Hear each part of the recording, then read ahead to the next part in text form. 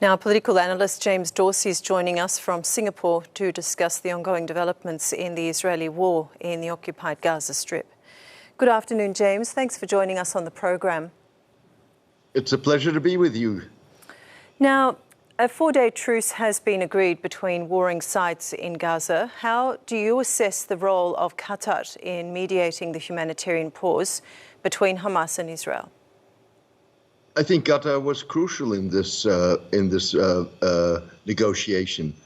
Ultimately, they are the only ones who are capable, at least the only ones in this setting, capable of talking to Hamas. The United States doesn't have relations with Hamas, and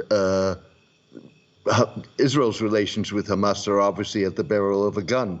So without Qatar, this would not have been possible. There are other countries, of course, including Turkey, that do have a relationship with Hamas and could have helped. But in this case, it was Qatar which was the mediator. Now, what potential challenges could arise during the implementation of the agreement, considering the complex and sensitive nature of the negotiations? Anything can go wrong. And you don't know what's going to happen until the deal has been consummated. With other words, the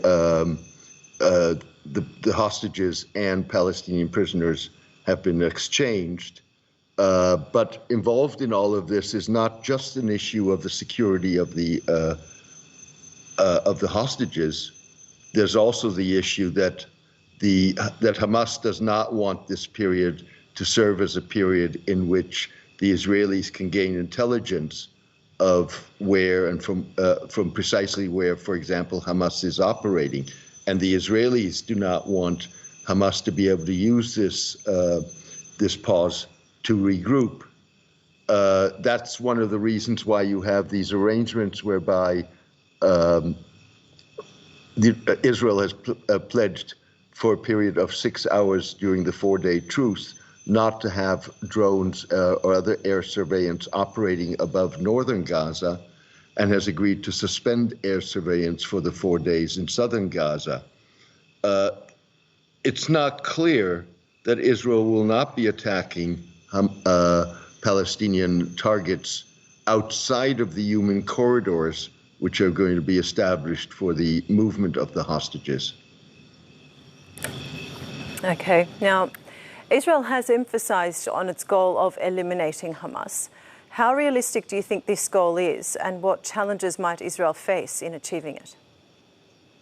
I think one's got to define what does it mean to eliminate Hamas. Physically, in theory, that's certainly possible. One of the problems I think that Israel's going to encounter is that you now have a 4-day truce. The Israelis have clearly said that they wish to continue the war at the end of this truce.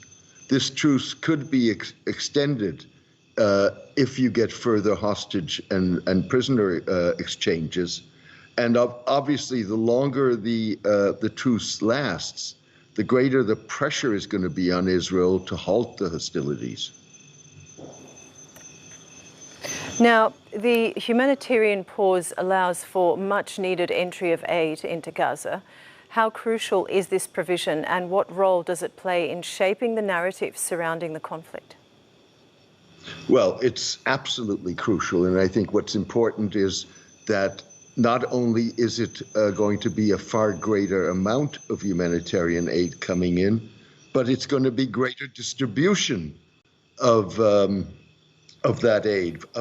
In the past, what you really saw was it was being distributed to the United Nations and to in minor amounts through the United Nations to various facilities, hospitals, and others in Gaza. This is supposed to be a much wider and much more unfettered distribution, and that's crucial for the humanitarian situation in Gaza and for alleviating some degree of Palestinian suffering. Clearly, the Israelis are going to spin this as